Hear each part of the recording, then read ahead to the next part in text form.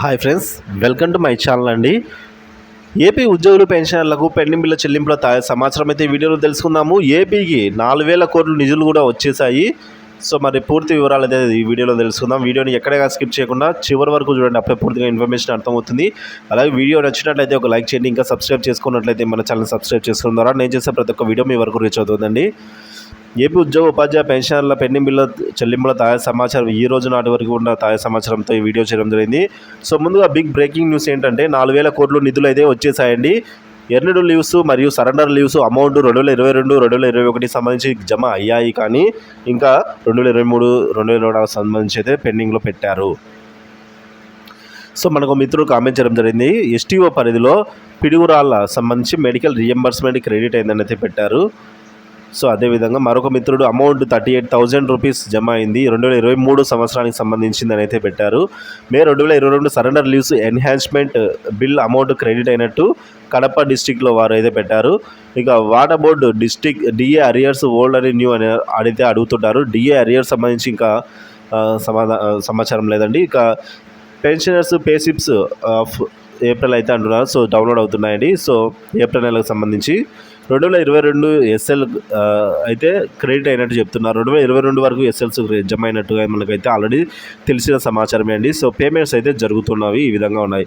So మరొకరు నాకు SL amount అనేది 2022 వరకు అనేది ఇప్పుడు జమ అయినది అని విశాఖపట్నం నుంచి మన మిత్రుడు కామెంట్ చేశాడు. అలాగే సరెండర్ లీవ్ బిల్స్ గురించి కూడా ఈ విధంగా జమ అయినట్టు చెప్పారు.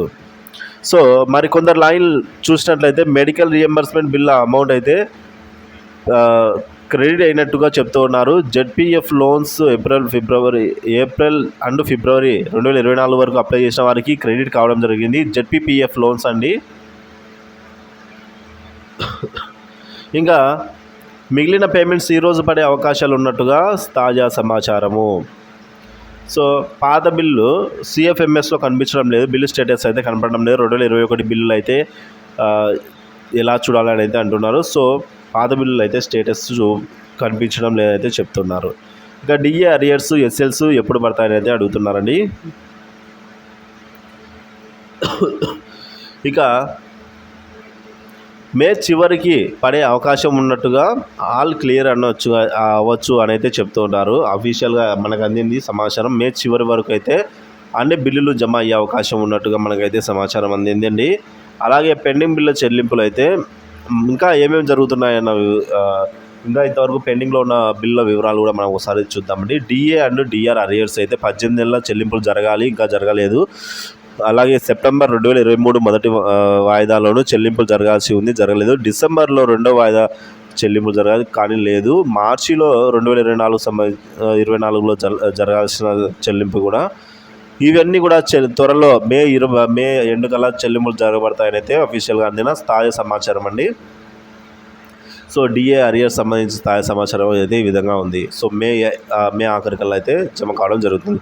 మరొక బ్రేకింగ్ న్యూస్ ఏంటంటే, ఇక ఏపీ ఎంప్లాయీస్ మరియు పెన్షన్లు చెల్లించిన బిల్లు వివరాల విషయానికి వచ్చినట్లే పెండింగ్ బిల్లు చెల్లిస్తాము, జనవరిలో పేమెంట్ జరిగినవి అని అయితే చెప్తున్నారు. ఇక 11వ పిఆర్సీ డిఏడిఆర్ అరియర్స్ వాయిదా పద్ధతి 4 సంవత్సరాలు చెల్లిస్తారండి. మనకు తెలిసింది అది 2024లో 10%, 2025లో 20%, 2026లో 30%, 2027లో 40%గా అయితే చెల్లిస్తామని అయితే హామీ ఇవ్వడం జరిగింది.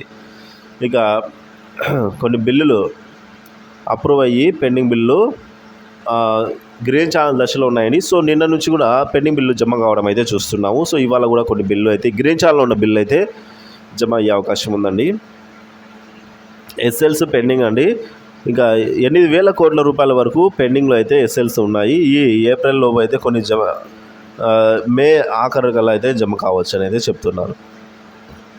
ఇక పోలీస్ శాఖ వారి ఎస్ఎల్స్ విషయానికి వచ్చినట్లయితే employees GPF loans, employees APGLI, పెన్షన్ల జీఐఎస్, పెన్షన్ల గ్రాడ్యుటీ, ఏపీఎస్ఆర్టీసీ వారి అరియర్ బిల్స్ తాజాగా పెండింగ్ బిల్ల చెల్లింపులకు ఉత్తర్వులు కూడా ఇచ్చి ఉన్నారు, కానీ జమ కాలేదు. ఎంప్లాయీస్ పెన్షన్ల మెడికల్ బిల్లు, పోలీస్ శాఖ వారి TA bills, pensioners SL encashment bill, employees సంబంధించిన షిఫ్టింగ్ బిల్స్, సో మొదలైనవి అయితే జమ కావాల్సి అయితే ఉంది.